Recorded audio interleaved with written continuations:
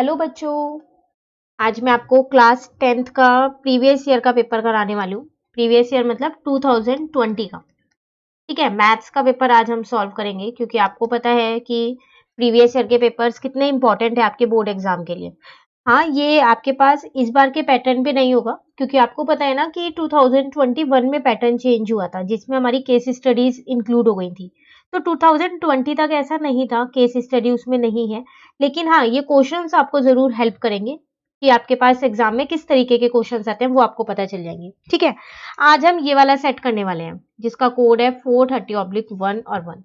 ऐसे बहुत सारे होते हैं। ठीक है, जैसे यहाँ पर 1 है तो यहाँ फिर 2 आएगा, एक बार 3 होगा, 3 सेट होते हैं, ये पता है ना आपको। ऐसे फिर दूसरे कोड के 3 सेट होंगे। तो आज हम फर्स्ट पेपर स्टार्ट कर रहे हैं अपना। इंग्लिश और हिंदी दोनों ही मीडियम में मैं समझाऊंगी। ठीक है ना। आज हम ऐसा करेंगे, इसके सारे 1 मार्क के क्वेश्चंस कर लेंगे। आप इस पेपर को जरूर कर लीजिएगा क्योंकि प्रीवियस ईयर के पेपर्स बहुत इंपॉर्टेंट होते हैं बोर्ड एग्जाम के लिए। ठीक है, चलिए एक बार पेपर देख ले जल्दी से। देखो, ये तो आपके पास इंस्ट्रक्शन सारी लिखी हुई है। हिंदी मीडियम वाले बच्चों के लिए हिंदी में लिखी हुई है कि क्वेश्चन नंबर 1 से 20 तक के जो 20 क्वेश्चन है वो 1 मार्क के हैं। 21 से 26 के जो 6 क्वेश्चन होंगे वो 2 नंबर के होंगे। 27 से 34 जो 8 क्वेश्चन होंगे वो 3 नंबर के होंगे। 35 से 40 वाले जो 6 नंबर के होंगे वो 4 नंबर के होंगे। ठीक है, ये पैटर्न नहीं है इस बार आपका। मैं फिर आपको बोल रहा हूँ, इस साल पैटर्न चेंज हो गया है। हम सिर्फ क्वेश्चंस की प्रैक्टिस के लिए ये प्रीवियस ईयर के पेपर्स करेंगे। ठीक है, पैटर्न आपके पास वही है। इस बार केस स्टडी वाले जो क्वेश्चंस हमने, आपको पता होगा ना, डीओई के पेपर सॉल्व किए हुए हैं, वैसे ही पैटर्न भी आने वाला है पेपर। तो ठीक है ना, सेम ये हिंदी मीडियम के अब पेपर शुरू हो गए, क्वेश्चन 1 2 3। उसके बाद ये इंग्लिश मीडियम की इंस्ट्रक्शंस है। ठीक है, उसके बाद उनके क्वेश्चन 1 2 3 है। फिर आगे हिंदी मीडियम के क्वेश्चन नंबर 4 5 6 7 8 9 10 है। फिर इंग्लिश मीडियम के हैं 10 तक क्वेश्चन। ठीक है, फिर हिंदी मीडियम वालों के लिए क्वेश्चन नंबर 11 टू 15 है। सेम वही यहाँ पर 16 टू 20 ये रहे, 16 टू 18 है यहाँ। ठीक है, उसके बाद 11 से 15 ये इंग्लिश मीडियम वालों के लिए क्वेश्चंस, और 16 टू 18 भी है इंग्लिश मीडियम वालों के लिए। उसके बाद 19 और 20 हिंदी मीडियम वालों के लिए। सेम 19 और 20, अगर ये तो आज हम नहीं करने वाले। 19 और 20 इंग्लिश मीडियम वालों के लिए। तो एक ही पूरी पेपर है जिसमें इंग्लिश और हिंदी दोनों मीडियम के लिए बच्चों के लिए है ये पेपर। ठीक है, तो आज हम 1 मार्क के 20 क्वेश्चंस कर लेंगे। केस स्टडी इसमें नहीं है, मैं बार बार बोल रही हूँ। पैटर्न मत भूल जाना आप अपने वाला, जो आपका पैटर्न है इस बार का। ठीक है, ये सिर्फ आपको क्वेश्चंस में हेल्प करेगा कि किस तरीके के क्वेश्चंस आते हैं। चलिए शुरू करें फिर। तो अगर हम यहाँ से देखें, यहाँ से शुरू है सेक्शन ए। सबसे पहले आपसे कह रहा है HCF ऑफ 144 एंड 198 इज। आपको इनका HCF निकालना है। मैं साथ साथ हिंदी मीडियम के लिए भी यहाँ रीड करती रहती हूँ। ठीक है, आपको वही 144 और 198 का क्या निकालना है, यहाँ पर HCF निकालना है। ठीक है ना। अब कैसे निकालेंगे HCF निकालने के? तो कई सारे तरीके हैं। तो अगर हम यहाँ पर देखें तो मैंने क्या किया, 144 के गुणनखंड यहाँ पर कर लिए। तो 2 की टेबल में 72 पे आता है, फिर 2 की टेबल में 36 पे आता है, 2 की टेबल में ये 18 पे आता है, 2 की टेबल में 9 पे आता है, 3 की टेबल में 9 3 पे 3 बन जा। उसी तरीके से 198 के भी निकाल लिए मैंने। तो 2 की टेबल में 99 पे आता है, 3 की टेबल में 33, 3 11 जा एंड 11 1 जा। ठीक है, अब 144 के फैक्टर्स जो ये गुणनखंड मैंने निकाले हैं वो मैंने यहाँ लिख दिए। तो 1 2 3 4 टाइम्स हमारे पास 2 है और 2 टाइम्स हमारे पास 3 है। ऐसे 198 के भी निकाल लिए, 2 इंटू 3 इंटू 3 इंटू 11। HCF का मतलब है जो भी इनमें उपनिष्ठ है, मतलब कि जो कॉमन है उनको लिख दो। ये दोनों 2 कॉमन है, एक बार लिख दिया। ये दोनों 3 कॉमन है, एक बार लिख दिया। ये दोनों 3 कॉमन है, एक बार लिख दिया, बस। 3 3 जा 9, 2 जा 18 हमारा क्या आ जाएगा, HCF आ जाएगा। ठीक है, MCQ तो नहीं आएंगे आपके पास इस बार, पर यहाँ MCQ है, ऑप्शन है, तो हमने टिक लगा दिया है। ठीक है ना। क्वेश्चन नंबर 2 में कह रहे हैं एक बारंबारता बंटन के मध्यक तथा बहुलक क्रमशः 26 तथा 29 है, तो इसका मध्य क्या होगा? आपको मध्यक और बहुलक दे रखा है और मध्य आपको निकालना है। ठीक है, चलिए इंग्लिश मीडियम में भी यही है। The median and mode respectively of a frequency distribution table are 26 and 29, then its mean is. देखो, आपसे वो कह रहे हैं कि आपको एक फ्रीक्वेंसी डिस्ट्रीब्यूशन टेबल का मीडियन और मोड दे रखा है, मीन आपको निकालना है। तो हमने एक रिलेशनशिप की थी मीन मीडियन और मोड में। वो क्या थी रिलेशनशिप, आप लोगों को याद है? एक फॉर्मूला था सिंपल सा, और क्या फॉर्मूला था हमारे पास, वो मोड इज, एक मिनट, तो फॉर्मूला था हमारे पास mode is equals to 3 median minus 2 mean. ये रिलेशनशिप आप हमेशा इसको याद रखना। कई बार तो पता है आपसे क्वेश्चन में डायरेक्ट ये रिलेशनशिप ही पूछ लेता है, न्यूमेरिकल मतलब ना देके सीधा पूछेगा कि इनके बीच की रिलेशनशिप बताओ, तो आप ये हमेशा याद रखना, ठीक है। बहुलक जो है वो क्या होता है, 3 मध्यक, 3 गुना होता है मध्यक के, और माइनस किससे करते हैं, मध्य से, 2 गुना उससे, मध्य से, ठीक है। अब मुझे मोड यहाँ पर 29 दे रखा था, 3 मीडियन भी मुझको दे रखा था 26, और मीन मुझको निकालना है, मध्य मुझको निकालना है, ठीक है। तो 29 इज इक्वल्स टू, यहाँ पर आ जाएगा 78 माइनस 2 मीन, ऐसे ही रहने दो, ठीक है। मैं इसको हिंदी मीडियम वालों के लिए भी लिख देती हूँ, वरना बच्चे बोलते हैं फिर आप लोग मुझको बोलोगे कि मैम आप हिंदी में नहीं लिखते हो, है ना। वैसे मैं नहीं भी लिखती तो कोई नहीं, आपको ओरली साथ साथ बताती रहती हूँ कि इसका मतलब कहाँ पर क्या है हिंदी में, है ना। चलिए, तो मैंने पता है क्या किया, इस मीन को मैं इधर ले आई, मध्य को, और इस 29 को मैं उधर ले गई, तो 2 मीन मेरा किसके बराबर आ गया यहाँ पर, 49 के। यहां से मैंने मीन मतलब मध्य, इसका मान निकाल लिया, तो वो मेरा आ गया 24.5, होगा कहीं ना कहीं ऑप्शन में, बिल्कुल है, ठीक है। चलिए थर्ड क्वेश्चन देखते हैं।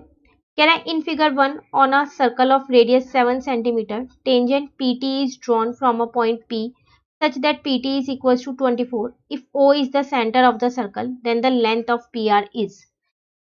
देखो आपको ये पूरी एक फिगर दे रखी है, ठीक है, फिगर बनी हुई है, इसमें आपको रेडियस दे रखी है 7 सेंटीमीटर, रेडियस मतलब जो सेंटर से है, तो ये भी 7 है, ये भी 7 है, ये भी 7 ही है। एक और आपसे कह रहा है कि जो ये पीटी है ना, ये आपने टेंजेंट ड्रॉ किया, ठीक है, पीटी आपको दे रखी है 24, आपको ये पीआर, ये पूरी यहां से लेके यहां तक, इसकी लंबाई आपको निकालनी है पूरे की, ठीक है। एक बार पहले हिंदी मीडियम का देख लें, फिर समझाती हूँ। कह रहा है आकृति 1 में 7 सेमी त्रिज्या के एक वृत्त का बाहरी बिंदु P से स्पर्श रेखा PT खींची गई है, PT 24 सेमी है, यदि O वृत्त का केंद्र हो तो PR की लंबाई क्या होगी। देखो आपको ये एक वृत्त दे रखा है, ठीक है ना, त्रिज्या दे रखी है, तो केंद्र से जो जा रही है इसका मतलब ये 7 है, ये 7 है, ये 7 है, क्योंकि ये तीनों मेरी त्रिज्या है। साथ साथ वो मुझसे कह रहा है कि एक बाहर की बिंदु है P, जिससे मैंने एक स्पर्श रेखा खींची, जिसका नाम है मेरे पास PT। PT भी मुझको दे रखी है 24 है, मुझे फाइनली इसमें निकालना क्या है, मुझको ये PR निकालना है, ठीक है। अब आपको समझ में आ गया ना फिगर देख के कि क्या निकालना है। अब सबसे पहले आप फिगर में समझो, देखो ये तो आपका 90 डिग्री होगा, OT जो है वो लंब होगा किस पे, PT पे, अकॉर्डिंग टू थ्योरम 10.1 के अकॉर्डिंग होगा ना, ये परपेंडिकुलर इस पे, तो इसका मतलब ये तो 90 डिग्री है। तो अगर अब मैं सिर्फ इस ट्राइंगल की बात करूं, किसकी, POT की, इस वाले ट्राइंगल की, तो ये मेरा एक राइट एंगल ट्राइंगल हो गया, मतलब कि समकोण त्रिभुज बन गया है, बन गया ना ये मेरा समकोण त्रिभुज। तो इसमें मुझे ये PT पता है, ठीक है, और क्या पता है, OT पता है, तो क्या मैं पूरी OP निकाल सकती हूँ पाइथागोरस प्रमेय से, निकाल सकती हूँ ना। देखो ये ट्राइंगल आपके पास कुछ ऐसा बना हुआ है,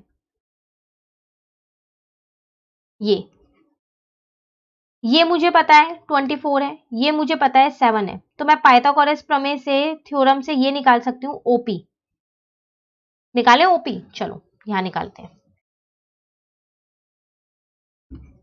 सबसे पहली बात तो मैंने लिख दिया कि जो OT है वो लंब है किस पे, PT पे, क्योंकि मैंने अभी आपको ये बताया था, ठीक है।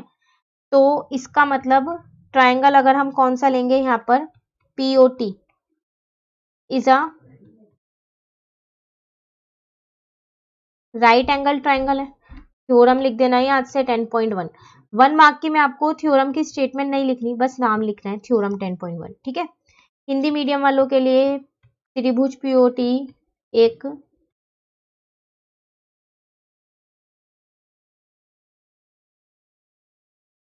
समकोण त्रिभुज है, ठीक है। तो अब बात करते हैं त्रिभुज POT की ही। तो देखो 90 के सामने वाला मेरा होता है हाइपोटेन्यूज, कर्ण, तो इसका मतलब OP स्क्वायर जो है वो PT स्क्वायर के प्लस OT स्क्वायर के बराबर होगा, ठीक है ना। तो ये तो मुझको निकालना ही है। ये मुझे पता है 24 का स्क्वायर, ये भी मुझे पता है 7 का स्क्वायर। तो ओपी स्क्वायर आ गया मेरे पास 576 प्लस का 49। तो ओपी स्क्वायर कितना आ गया मेरे पास 625। यहां से मैंने ओपी निकाल लिया अपना 25 सेमी। लेकिन मुझको तो क्वेश्चन में पूरा पी आर निकालना है। तो देखो, अगर मैं इस ओपी में ये ओ आर जोड़ दूंगी तो मेरा पी आर निकल जाएगा। तो वही चीज यहां लिख दो। तो पी आर किसके बराबर है? ओपी, ठीक है, प्लस ओ आर के। ओपी मैंने अभी निकाला है और ओ आर मेरे पास रेडियस है, त्रिज्या। तो ये आ गया मेरा 32 सेंटीमीटर। ठीक है, तो ये था आपके पास क्वेश्चन नंबर 3। चलिए क्वेश्चन नंबर 4 देखते हैं। कह रहा है 2 to 5 को निम्न रूप में व्यक्त किया जा सकता है। इनमें से कौन से रूप में हम 2 to 5 को लिख सकते हैं? मतलब इसके गुणनखंड करने हैं, है ना। तो 2 to 5 can be expressed as. तो चलो एक्सप्रेस करके देखते हैं। यहाँ पर 2 to 5 है ना, आप इसके फैक्टर्स निकाल लो, बहुत आसान है। 45, 9, 3, 3। तो 2 to 5 क्या आ गया? 5 इंटू 5 इंटू 3 इंटू 3। इसका मतलब 5 का स्क्वायर इंटू 3 का स्क्वायर। तो अगर मैं ऑप्शन में देखूं तो ये रहा। ठीक है, चलिए नेक्स्ट देखते हैं। कह रहा है the probability that the number selected at random from the number 1 2 3 up to 15 is a multiple of 4। कह रहा है कि प्रोबेबिलिटी बताओ, अगर आप 1 से लेके 15 तक के बीच में से वो नंबर सिलेक्ट करते हो जो 4 की टेबल में आता है, तो उसकी प्रोबेबिलिटी क्या होगी। ठीक है, हिंदी मीडियम का ये रहा। संख्याओं 1 से 15 तक में यथाचित 4 एक गुणज चुने जाने की प्रायिकता। 4 का एक गुणज आपने चुना, किसमें से? 1 से 15 तक के बीच में। तो अगर मैं इसकी प्रायिकता आपसे यहीं पर, ये तो यही हो जाएगा क्वेश्चन 5 अगर हम देखें तो देखो, अगर 4 के गुणज की बात करें तो कौन कौन से हो सकते हैं? एक तो 4 हो सकता है, एक 8 हो सकता है, एक 12 हो सकता है। 1 से 15 तक के बीच में तो यही 3 नंबर ऐसे होते हैं जो 4 की टेबल में आते हैं। तो इसकी प्रायिकता अगर मुझे निकालनी हो तो ऊपर तो 3 आ जाएगा, क्योंकि अनुकूल परिणाम, फेवरेबल आउटकम्स मेरे पास 3 है, और कुल परिणाम मतलब कि टोटल आउटकम्स मेरे पास 15 है। तो इसको इससे कट किया तो 1/5 मेरा यहाँ आंसर आ जाएगा। ठीक है, चलिए क्वेश्चन नंबर 6 देखते हैं। कह रहा है यदि एक द्विघात बहुपद, एक बहुपद दे रखा है, का एक शुनांक 2 है तो k का मान निकालो। ये जो बहुपद दे है ना, इसका एक शुनांक दे रखा है मुझे 2। शुनांक मतलब इसमें आपको ना ये x का ही मान दे रखा है, तो आपको k का मान निकालना है। ठीक है, यहाँ पर आपसे कह रहा है if 1 0 of a quadratic polynomial is 2, एक क्वाड्रेटिक पॉलिनोमियल दे रखा है, उसका कह रहा है 1 0 2 है, तो बताओ फिर k की वैल्यू क्या होगी। तो ये भी बहुत आसान है। देखो, अगर मैं इसको यहां पर कर दूं, ये मुझे दे रखा है, तो इसका मतलब जब इसका ये एक 0 दे रखा है तो इसको मैं 0 के इक्वल लिख सकती हूँ। और k का मान, x का मान मुझे 2 दे रखा है। ठीक है ना, तो ये आ जाएगा मेरे पास 4k plus 6 plus k is equal to 0। ठीक है, तो ये आ गया मेरे पास 5k plus 6 is equal to 0। लो, यहां से k की वैल्यू आ गई -6/5। ये ऑप्शन आ गया।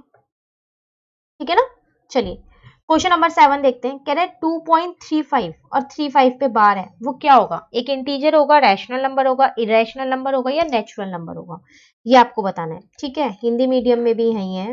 ये रहा 2.35, इस पे बार लगा हुआ ऊपर, क्या होगा? एक पूर्णांक होगा, परिमेय संख्या होगा, अपरिमेय संख्या होगा, या प्राकृतिक संख्या होगा। देखो, 2.35 बार का मतलब है, इसको मैं ऐसे लिख सकती हूँ ना, ये बार बार नंबर रिपीट हो रहा है, दोबारा दोबारा 3535 आ रहा है। तो परिमेय संख्याएं जो थी मेरे पास, रैशनल नंबर, वो दो थे, एक तो टर्मिनेटिंग और एक नॉन टर्मिनेटिंग, एक जो खत्म हो जाए और एक जो खत्म नहीं होए लेकिन वो बार बार रिपीट होता रहे, है ना। तो ये वही वाला तो है जो खत्म नहीं हो रहा, लेकिन हाँ बार बार वही संख्या हमारी बार बार वही दोहरा रहे हैं। तो इसका मतलब ये कौन सी है? मेरी परिमेय संख्याएं हैं। ठीक है, तो इसमें आंसर आ जाएगा हमारे पास रैशनल नंबर। ठीक है ना, 8th क्वेश्चन देखते हैं। कह रहा है the graph of a polynomial is shown in figure 2, then the zeroes number of its zeroes. Number of zeroes बताने हैं, ये तो आसान है, चैप्टर नंबर 2 का क्वेश्चन है। जहां जहां पर ये ग्राफ एक्स एक्सिस को टच कर रहा है वो होंगे, है ना। हिंदी मीडियम वालों के लिए रीड कर लेते हैं, फिर उसी में देख लेंगे आंसर। आकृति 2 में एक बहुपद का आलेख दर्शाया गया है, तो इसके शून्याङ्क की संख्या, आपको इसके शून्याङ्क बताने हैं। तो जहां जहां पर ये x अक्ष को छू रहा होगा उतने इसके शून्याङ्क होंगे। चलो 1 2 3, तो शून्याङ्कों की संख्या कितनी आ गई 3, तो इसका मतलब इसका आंसर कितना है 3 है। ठीक है, चलिए क्वेश्चन नंबर 9 पे आ गए। कह रहा है बिंदु P दे रखा है 3 और 4, ठीक है, कि x अक्ष से दूरी, इसकी x अक्ष से दूरी बतानी है, ठीक है ना, distance of point P from x axis. तो अगर मैं इसका ये ग्राफ यहाँ पर एक ड्रॉ कर दूं, ये तो 0 है, ये 1 2 3 4, 1 2 3 4, तो x है 3 और y है 4, यहाँ कहीं होगा ना ये। तो कितनी दूरी पे x एक्स से, 4 की दूरी पे ही तो है, तो इसका मतलब इसका आंसर है 4 यूनिट। x एक्सिस से देखना था। अगर y एक्सिस से देखना होता तो y एक्सिस यहाँ है ना, तो ये कितनी दूरी पे है, तो ये 3 पे था, तो 3 आंसर आ जाता। ठीक है ना, चलिए क्वेश्चन नंबर 10 देखते हैं।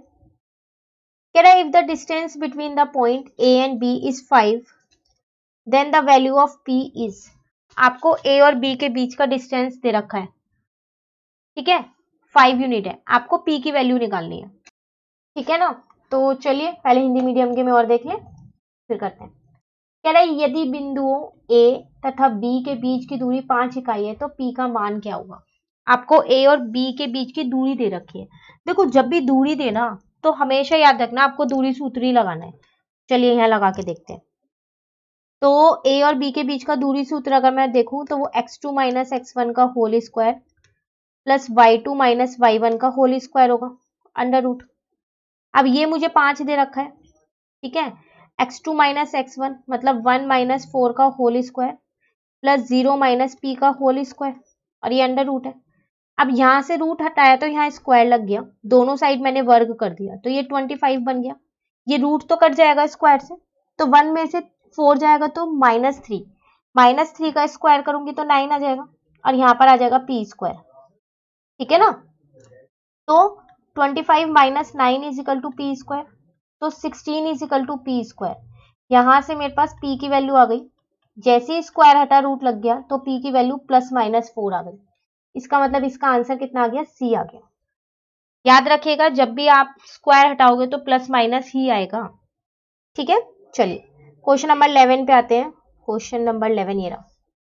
यहाँ पर आपसे कह रहा है यदि बिंदु C बिंदुओं A तथा B को मिलाने वाले रेखाखंड को 2:3 के अनुपात में बांटती है तो K का मान क्या होगा।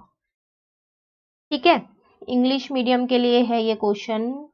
यहाँ पर if the point C divides the line segment joining the 2 points A and B in the ratio 2:3 then the value of K। तो आपको K की वैल्यू निकालनी है कब, अगर आपको एक लाइन सेगमेंट A और B जो है वो C पॉइंट उसको कट करके जा रहा है 2:3 में। ठीक है, इस क्वेश्चन को ना यहाँ पर करते हैं, यहाँ नहीं हो पाएगा ये क्वेश्चन। देखो मैंने सबसे पहली बात तो वो लाइन सेगमेंट बना ली A और B। A है मेरे पास 2 और 6, B है मेरे पास 5 और 1। ठीक है, ये वो C पॉइंट है जो इसको डिवाइड कर रहा है K और 4 और 2:3 में। आपको इस K की वैल्यू निकालनी है। तो आपको सेक्शन फॉर्मूला याद है, m2x1 plus m1x2 divided by m1 m2, याद है ना। तो देखो m2 मेरे पास 3 है, m1 मेरे पास 2 है, x1 मेरे पास 2 है और x2 मेरे पास 5 है और x मेरे पास k है। सारी वैल्यूज मैंने यहाँ लिख दी, यही सब गिवन है। ये x1 y1 होता है, ये x और y होता है, ये x2 y2 होता है, ठीक है, और ये m1 m2 होता है। ठीक है ना, चलिए x की जगह k लिख दिया, m2 की जगह 3 लिख दिया, x1 की जगह 2 लिख दिया, m1 की जगह 2 लिख दिया, x2 की जगह 5 लिख दिया। ये आ गया 2 + 3, तो k इज इक्वल टू 10 + 6। अच्छा उल्टा लिख दिया है मैंने, 6 + 10 आएगा, कोई बात नहीं एक ही बात है अगर आप इसको ऐसे करोगे तो। ठीक है, तो ये 5 यहाँ डिवाइड का इधर जाके मल्टीप्लाई का हो गया, तो k की वैल्यू कितनी आ गई, 16/5 आ गई। आपको k की वैल्यू ही निकालनी थी। ठीक है ना, चलिए इसके साथ एक चॉइस मिल गई है इस बार हमें, इंटरनल चॉइस, ये पहली चॉइस है ये हमारे पास, है ना।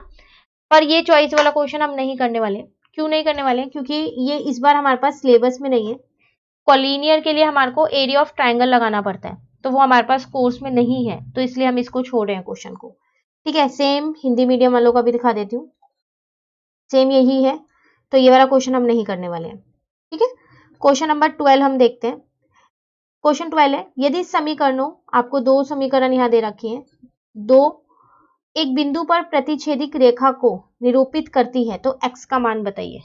प्रतिच्छेदिक रेखा, तो इसकी हमारे को जो कंडीशन, जो स्थिति होती है वो याद होनी चाहिए, उसके बाद तो हम इसे आसानी से कर सकते हैं, है ना। चलिए एक बार इंग्लिश मीडियम के लिए देखते हैं। इफ द इक्वेशन, दो इक्वेशंस आपको यहाँ दे रखी है, represent two intersecting lines at unique point then the value of k। दो इक्वेशंस दे रखी है, क्या रिप्रेजेंट कर रही है ये? इंटरसेक्टिंग लाइंस, तो आपको k की वैल्यू निकालनी है। ठीक है, कैसे निकालेंगे? इक्वेशंस यहाँ लिख के कर लेते हैं। क्वेश्चन नंबर 12 है आपके पास ये, तो एक इक्वेशन है kx minus 2y is equal to 3, एक है 3x plus y is equal to 5। सबसे पहली बात, a1 है मेरे पास k, a2 है मेरे पास 3, b1 है मेरे पास -2, b2 है मेरे पास 1, c1 है मेरे पास 3 और c2 है मेरे पास 5। अब इंटरसेक्टिंग लाइन है, प्रतिच्छेदिक रेखा, तो उसकी कंडीशन होती है a1 upon a2 is not equal to b1 upon b2, तो k upon 3 is not equal to -2 upon 1, तो k जो है उसकी वैल्यू नॉट इक्वल टू -6 है। इसका मतलब जो k का मान है ना वो -6 नहीं होगा, उसके अलावा कुछ भी हो सकता है। ठीक है ना। चलिए इसके साथ भी आपको एक चॉइस मिली हुई है, आपसे कह रहा है इफ अ क्वाड्रेटिक इक्वेशन, एक इक्वेशन आपको दी हुई है has equal root then the value of k। अब फिर एक इक्वेशन दे दी, लेकिन इस बार कह रहा है इसके रूट्स जो है ना वो इक्वल है, तो फिर आप बताओ कि k की वैल्यू कितनी होगी। ठीक है ना। हिंदी मीडियम में देखें, यदि द्विघात समीकरण, एक समीकरण आपको दे रखा है कि मूल समान है, इसके जो मूल है ना वो समान है, मतलब एक जैसे है, तो k का मान आपको ज्ञात करना है कि क्या होगा। ठीक है, चलिए इसको भी यहीं पर ही करते हैं। तो पहले मैं लिख लेती हूँ, तो 3x² minus 4x plus k दे रखा था। देखो जब भी रूट्स इक्वल होते हैं, या फिर मैं ये बोलूं जो मूल है, मूल समान हो, तो जो d है ना वो 0 के बराबर होता है हमेशा, ये आपको पता ही होगा। और d की वैल्यू होती क्या है मेरे पास? b² minus 4ac। अब अगर अपनी इक्वेशन में देखूं तो a मेरे पास 3 है, b मेरे पास -4 है और c मेरे पास k है, तो d तो 0 है, b² मतलब -4 का स्क्वायर, -4, a का मतलब 3, c का मतलब k। ठीक है ना, तो 0 इज इक्वल टू 16 माइनस 12 के, तो 12 के इज इक्वल टू 16, के की वैल्यू कितनी आ गई मेरे पास? 16 अपॉन में 12, इसका मतलब 4 अपॉन में 3 के की वैल्यू आ गई। कब? जब इस इक्वेशन के रूट्स जो है वो इक्वल होंगे। ठीक है, चलिए क्वेश्चन नंबर 13 पे आते हैं।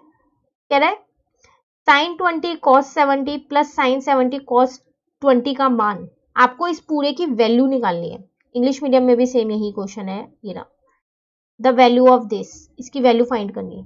ठीक है, तो देखो कैसे करेंगे, ट्रिग्नोमेट्री का क्वेश्चन है, आसान सा क्वेश्चन है।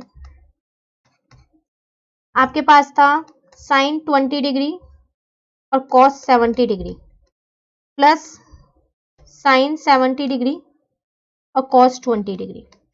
देखो आप ऐसा करो, पता है इन दोनों में एक एक को चेंज कर दो, जैसा कि मैंने साइन 20 ऐसे ही रहने दिया, कॉस 70 की जगह मैंने पता है क्या लिख दिया, इसको कॉस 90 माइनस 20 लिख दिया। लिख सकती हूँ ना, क्योंकि 90 में से 20 माइनस करूंगी तो 70 ही तो आएगा। ठीक है, सेम ऐसी इस बार मैंने इस साइन को लिख दिया साइन 90 माइनस 20 और ये कॉस 20 ऐसी रह दिया। आप देख रहे हो इसमें एक चीज, मैंने एक में कॉस को चेंज किया है तो एक में साइन को चेंज किया है। कई बार आप लोग क्या गलती करते हो पता है, दोनों साइड साइन को चेंज कर देते हो, यहाँ वाली साइड में भी और यहाँ वाली में भी, या फिर दोनों साइड कॉस को चेंज कर देते हो, तो वो गलत हो जाएगा, वो नीचे आंसर नहीं आ पाएगा फिर। ठीक है, तो साइन 20 डिग्री, अब कॉस 90 माइनस थीटा है ना ये, तो कॉस 90 माइनस थीटा होता क्या है? साइन थीटा, तो इसका मतलब ये आ गया मेरे पास साइन 20। उसी तरीके से साइन 90 माइनस थीटा क्या होता है मेरे पास, कॉस थीटा। तो ये आ गया मेरे पास कॉस 20 डिग्री और ये कॉस 20 पहले से ही है, तो ये बन गया साइन स्क्वायर 20 डिग्री और ये बन गया कॉस स्क्वायर 20 डिग्री। दोनों को सॉल्व किया, आंसर 1। क्यों? क्योंकि मेरे पास ये एक आइडेंटिटी होती है, sine square theta plus cos square theta is equal to 1 की। ठीक है, चलिए नेक्स्ट देखते हैं। क्वेश्चन नंबर 14 है, if 10a plus b is equal to root 3 and 10a minus b is equal to 1 upon root 3 where a is greater than b then the value of a is। आपसे कह रहा है अगर आपको 10a इतना दे रखा है और 10b इतना दे रखा है, जिसमें a जो है वो b से बड़ा है हर हाल में, तो आप बताओ a की वैल्यू कितनी होगी। ठीक है, हिंदी मीडियम के लिए है यहाँ पर। यदि 10a आपको इतना दे रखा है और 10b इतना दे रखा है, जबकि a जो है वो b से बड़ा होगा, तो a का मान क्या होगा वो आपको बताना है। ठीक है ना, ट्रिग्नोमेट्री का क्वेश्चन है ये भी। देखो आपको दे रखा था 10a प्लस बी दे रखा है आपको रूट 3 और 10a माइनस बी आपको दे रखा है 1 अपॉन रूट 3। ठीक है, इसको तो फिलहाल अभी आप 10a प्लस बी रहने दो, लेकिन रूट 3 को मैं 1060 लिख सकती हूँ क्योंकि 1060 की वैल्यू रूट 3 होती है। उसी तरीके से इसको आप a माइनस बी रहने दो, इसको मैं 1030 लिख सकती हूँ क्योंकि 1030 की वैल्यू मेरी 1 बाई रूट 3 होती है। 10 से 10 तो कट जाएगा, तो a प्लस बी आ गया 60 डिग्री, यहाँ से a माइनस बी आ गया 30 डिग्री। इसको अपनी समीकरण 1 मानो, इसको 2 मानो, तो दोनों को जब आप सॉल्व करोगे तो a plus b is equal to 60 और a minus b is equal to 30, ये तो कट गया, तो 2a is equal to 90 degree आ गया। आपको a का ही तो मान निकालना है, तो 90 डिवाइडेड बाय 2 कट करो, a का मान आ गया आपके पास 45। ये आ गई आपके पास a की वैल्यू। ठीक है, चलिए क्वेश्चन नंबर 15 पे आ गए हम। क्वेश्चन नंबर 15, अच्छा यहाँ आपसे कह रहा है the perimeter of two similar triangles are 25 and 15 respectively. If one side of first triangle is 9 then the corresponding side of second triangle is. दो समरूप त्रिभुजों के परिमाप क्रमशः 25 सेमी तथा 15 सेमी है। यदि पहले त्रिभुज की एक भुजा की लंबाई 9 सेमी है तो दूसरे त्रिभुज की संगत भुजा की लंबाई वो आपको ज्ञात करनी है। देखो आपसे क्या कह रहा है, आपके पास दो ट्राइंगल है, ठीक है, दो त्रिभुज है आपके पास, दोनों एक जैसे हैं, सिमिलर है। अब उनके आपको परिमाप दे रखे, मतलब कि पेरीमीटर दोनों के दे रखे। अब उन्होंने क्या एक ट्राइंगल की ना एक साइड दे दी है, ठीक है। अब दूसरे ट्राइंगल की उसी की जो कॉरेस्पॉन्डिंग साइड है ना वो आपको बतानी है। ठीक है ना, एक त्रिभुज की एक भुजा दे रखी है, तो दूसरे त्रिभुज की जो संगत भुजा होगी वो आपको बतानी होगी। ठीक है, चलिए देखते हैं इसको कैसे करेंगे। सबसे पहली बात ना, मैंने माने कि मेरे पास जो दो ट्राइंगल्स है ना वो ए बी सी है। आप कोई सा भी नाम दे सकते हो, एक दूसरे को मैंने पी क्यू आर दे दिया है, ऐसा कोई जरूरी नहीं है कि आप यही वाला नाम लो। अब जब ये दोनों ट्राइंगल सिमिलर हैं, समरूप हैं, तो इसका मतलब perimeter of triangle A B C और perimeter of triangle P Q R, ठीक है, पेरीमीटर मतलब परिमाप है यहाँ पर,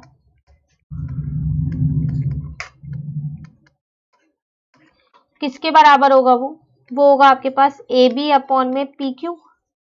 इनकी जो भी संगत भुजाएं हैं कॉरेस्पॉन्डिंग साइड उनके इक्वल होगा, बी सी अपॉन में क्यू आर और ए सी अपॉन में पी आर के। अब इनमें से मुझे एक भुजा पता है 25, तो ऐसा करते हैं ये वाले दोनों ले लेते हैं। तो ये मुझे ये पता है 25, ये पता है 15। एक ट्रायंगल का पेरीमीटर 25 था, दूसरे का 15 था। अच्छा, मैंने आपको भुजा बोला 25 है, नहीं, भुजा हमारे को 9 पता है एक, तो मैंने माना ए बी मेरी 9 है, पी क्यू मैं निकाल लेती हूँ क्रॉस मल्टीप्लाई करके।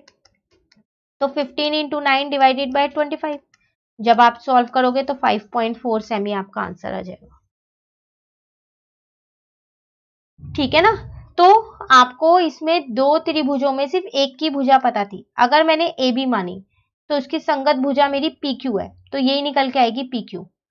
अगर आप उस भुजा को AC मानते हो तो ये वाली निकलेगी, और ये मानते हो तो ये वाली निकालना। कोई सी भी एक आपको दे रखी है, ऐसा कोई जरूरी नहीं है उन्होंने बोला कि AB ही माननी है, आप कोई सी भी मान सकते हो। ठीक है, चलिए क्वेश्चन नंबर 16 देखते हैं। 16 में कह रहा है यदि 5 tan थीटा जो है वो 3 के बराबर है तो आपको इसका मान बताना है। ट्रिग्नोमेट्री का क्वेश्चन है फिर से यहाँ पर। If 5 tan theta is equal to 3 then what is the value of this. इसकी वैल्यू आपको बतानी है अगर 5 tan थीटा आपको 3 दे रखा है। कैसे करेंगे देखो यहाँ पर। सबसे पहली बात तो 5 tan थीटा दे रखा है 3, तो मैं यहाँ से tan थीटा की वैल्यू निकाल सकती हूँ 3/5। ठीक है, अब मुझे वैल्यू निकालनी किसकी है, मुझे वैल्यू निकालनी है 5 sin theta minus 3 cos theta divided by 4 sin theta plus में 3 cos थीटा। अब आप देखो tan थीटा की वैल्यू दे रखी है लेकिन यहाँ sin और cos दे रखा है, तो अभी कैसे करें। तो इसको 10 बना देते हैं, ऐसा करते हैं। तो मैंने पता है क्या किया, ऊपर भी cos से डिवाइड कर लिया दोनों जगह,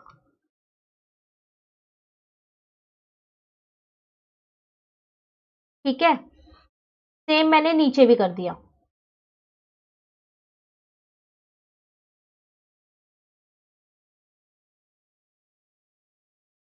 कर सकती हूँ ना मैं ऐसे डिवाइड, क्योंकि बेस सेम है, ऊपर जाके कट ही जाएंगे। अब ये मेरा बन गया 5 tan थीटा और यहाँ पर आ गया 3, क्योंकि ये तो कट हो जाएगा। उसी तरीके से बन गया 4 tan थीटा और यहाँ पर आ जाएगा प्लस का 3। ठीक है ना यहाँ तक। तो tan थीटा की वैल्यू थी 3/5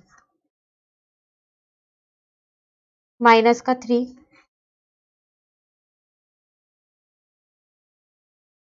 ठीक है, ये तो कट गया, तो ये आ गया 3 माइनस 3 और यहाँ आ गया 12/5 plus 3।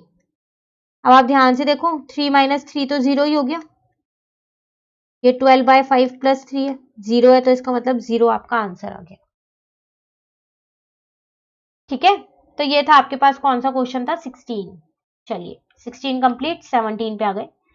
The area of two circles are in the ratio 9:4, then what is the ratio of their circumference. आपको दो सर्कल का एरिया की रेशियो दे रखी है, डायरेक्टली एरिया नहीं दे रखा, रेशियो दे रखी है, आपको सर्कमफेरेंस की रेशियो बतानी है। ठीक है, हिंदी मीडियम का ये रहा। दो वृत्तों के क्षेत्रफल में 9:4 है, दो वृत्तों का क्षेत्रफल, तो उनकी परिधियों का अनुपात क्या होगा वो आपको बताना है। मतलब कि आपको वृत्त के क्षेत्रफल का अनुपात दे रखा है, परिधि का आपको निकालना है दो की। ठीक है, 17 क्वेश्चन करना है ना हमें। सबसे पहली बात तो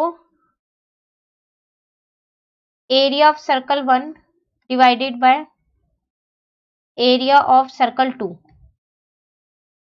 ठीक है ना, तो मैं यहां पर हिंदी में लिख देती हूं, पहले वृत्त का क्षेत्रफल और यहां पर आ जाएगा दूसरे वृत्त का क्षेत्रफल। ठीक है, अब एरिया का फॉर्मूला देखें तो वो होता है पाई आर स्क्वायर और यहाँ पर भी होता है पाई आर स्क्वायर। आप देख रहे हो मैंने एक बार आर बड़ा लिया, एक बार छोटा लिया, क्यों, क्योंकि जब देखो दो वृत्त हैं तो दोनों वृत्त की त्रिज्या अलग होंगी, होंगी नहीं होंगे, दोनों सर्कल की रेडियस अलग, तो दोनों को मैं स्मॉल आर तो नहीं ले सकती, इसलिए मैंने एक को बड़ा ले लिया, एक को छोटा ले लिया। पाई से पाई कट गया, इनकी मुझे अनुपात दे रखे थे 9:4, तो वो आ जाएगा आर स्क्वायर अपॉन में आर स्क्वायर। इसको मैं 3/2 का होल स्क्वायर लिख सकती हूँ, क्योंकि 9 3 का स्क्वायर होता है, 4 2 का होता है, और इसको मैं r अपॉन r का होल स्क्वायर लिख सकती हूँ। दो अलग अलग स्क्वायर से मैंने एक स्क्वायर बना दिया। ठीक है, इसको इससे कट कर दिया, तो r अपॉन r मेरा आ गया 3/2। लेकिन मुझे त्रिज्या का अनुपात नहीं निकालना, मुझे तो परिधि का निकालना है। तो इसका मतलब circumference of circle 1 divided by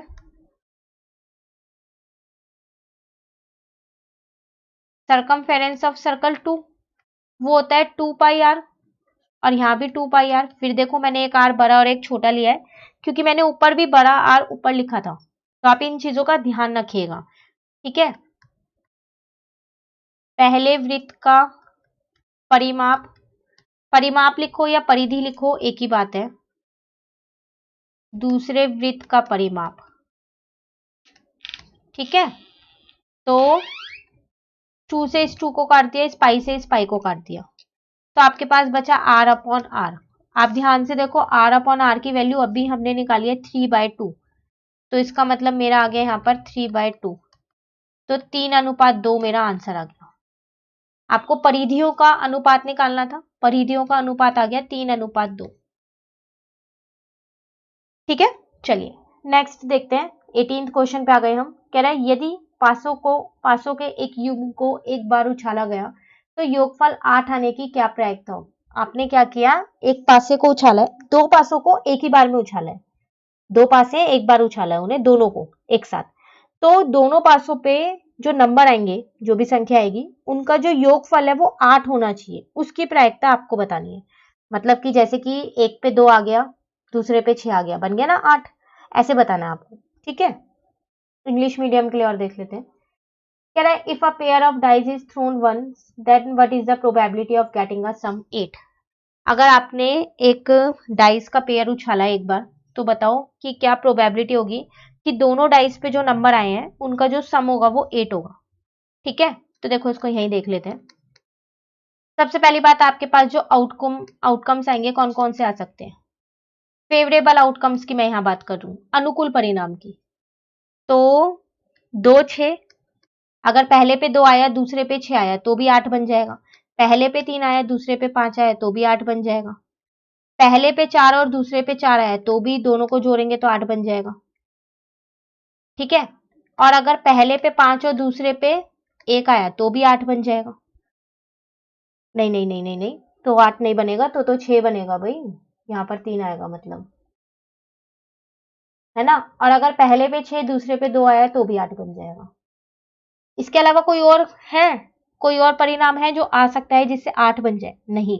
तो प्रायिकता कितनी आ जाएगी आपके पास यहाँ पर, तो 1 2 3 4 5, और जब भी हम दो पासों को उछालते हैं एक साथ तो उसके कुल परिणाम हमेशा 36 होते हैं, हमेशा, ठीक है। ये परिणाम आपको यहाँ पर लिख के नहीं दिखाने हैं 36, क्योंकि ये 1 मार्क का क्वेश्चन है। हाँ, अगर 3 मार्क का क्वेश्चन आता तो वो भी हम लिख के दिखाते, पर यहाँ लिखने नहीं है। तो आप इस चीज को याद रखिएगा हमेशा कि जब भी आप दो पासे एक साथ फेंकते हैं तो उसमें जो कुल परिणाम होते हैं ना वो हमेशा 36 होते हैं, ठीक है। तो मेरी प्रायिकता यहाँ आ गई 5/36, ठीक है ना। चलिए क्वेश्चन नंबर 19 पे आ गए। कह रहा है आकृति में त्रिभुज एबीसी में डीई जो है वो समांतर है बीसी के, तथा एडी और एबी आपको दे रखी है, एसी भी दे रखी है, तो एई का मान निकालना है आपको, ठीक है। इंग्लिश मीडियम में क्वेश्चन का है इरा। In figure 3 in triangle ABC DE is parallel to BC such that AD दे रखी है, एबी दे रखी है, एसी दे रखी है, तो लेंथ ऑफ एई निकालनी है। देखो आपसे कह रहा है कि ये वाली जो लाइन है वो इस वाली लाइन के समांतर है, मतलब कि पैरेलल है। तो ऐसा करती हूँ, पहले मैं देख लेती हूँ कि जो मेरा ये ट्राइंगल है बड़े वाला एबीसी, क्या वो सिमिलर है ट्राइंगल कौन सा, जो ऊपर वाला ट्राइंगल है एडीई के, बिल्कुल सिमिलर है। कैसे, देखो एक तो दोनों में ये एंगल कॉमन है ना, दोनों में एंगल कॉमन। और दूसरी बात, जब ये दोनों लाइन पैरेलल लाइंस है, समांतर रेखा, तो ये मेरे जो है कॉरेस्पॉन्डिंग एंगल्स होंगे, संगत कोण। तो ए से दोनों ट्राइंगल मेरे क्या हो गए, समरूप हो गए हैं। तो जब ये समरूप है तो इसका मतलब एडी अपॉन में ए बी वो किसके बराबर होगा, एई अपॉन में एसी के, बीपीटी, याद है ना बीपीटी, थेल्स थ्योरम के अकॉर्डिंग। तो एडी मुझको दे रखा है 2.4, ए बी मुझे दे रखा है 3.2, एई तो मुझको निकालना ही है, एसी मुझे 8 दे रखा है। इस पॉइंट से पॉइंट कैंसिल हो गया, ठीक है ना। तो एई आपके पास कितना आ गया, 24 इंटू में 8 अपॉन में 32, इसको इससे कट गया 4, इसको इससे कट गया 6, तो ये आ गई आपके पास 6 सेंटीमीटर एई, ठीक है। चलिए 19 हो गया, लास्ट क्वेश्चन पे आ गए, क्वेश्चन नंबर 20 पे, फिर हमारे 1 मार्क वाले क्वेश्चन कंप्लीट हो जाएंगे। क्वेश्चन है हमारे पास, the 9th term of the AP, sorry the nth term of the AP, आपको ये एपी की nth टर्म दे रखी है, then what is its common difference, तो आपको डी इसमें निकालना है। an आपको दे रखा है, बहुत आसान क्वेश्चन है हिंदी मीडियम वालों के लिए, और देख लेते हैं। यदि एक समांतर श्रेणी में nवा पद, मतलब कि an आपको दे रखा है, तो आपको इसका क्या निकालना है, अंतर निकालना है, मतलब कि d आपको निकालना है। तो देखो इसको कैसे करेंगे, क्वेश्चन नंबर 20 है ना ये हमारे पास। तो an हमको दे रखा था 7 - 4n, और हमको d फाइंड करना है क्वेश्चन में। ऐसा करते हैं, एक बार n की जगह 1 लिख लेते हैं। तो a1 यहाँ पर 7 - 4 इंटू में 1, तो a1 कितना आ गया, 7 - 4 3 आ गया। एक बार n की जगह 2 रख लेते हैं, तो a2, तो 7 - 4 और n की जगह यहाँ पर 2 रख दिया, ठीक है। तो 7 - 8, तो इसका मतलब -1 आ गया। पर मेरे को तो d निकालना है, d होता क्या है, a2 - a1, तो इसका मतलब -1 - 3, क्योंकि a2 की वैल्यू मेरी नेगेटिव है, ठीक है ना। तो ये कितना आ जाएगा, -4, तो d मेरा निकल गया। सॉरी, ठीक है। तो ये था क्वेश्चन नंबर 20। 1 मार्क वाले आज हमने इसके सारे क्वेश्चंस कर लिए हैं। अपने कौन से क्वेश्चन पेपर है हमारे पास, 2020 का सेट 1 है ये। तो ये हमारे कंप्लीट हो गए 1 मार्क के। अब हम अपनी नेक्स्ट क्लास में सारे 2 मार्क्स वाले क्वेश्चन कर लेंगे 21 से 26 तक। बहुत इंपॉर्टेंट है प्रीवियस ईयर के पेपर करना, तो आप साथ के साथ शुरू कर दीजिए, ठीक है। और 1 मार्क के क्वेश्चंस आप कंप्लीट कर लीजिए। नेक्स्ट क्लास में मैं आपको 2 मार्क्स के कराऊंगी, ठीक है ना। अगर आपको ये वीडियो अच्छी लगी तो आप इसको लाइक जरूर कीजिएगा और मेरे चैनल को सब्सक्राइब कीजिएगा। Thank you.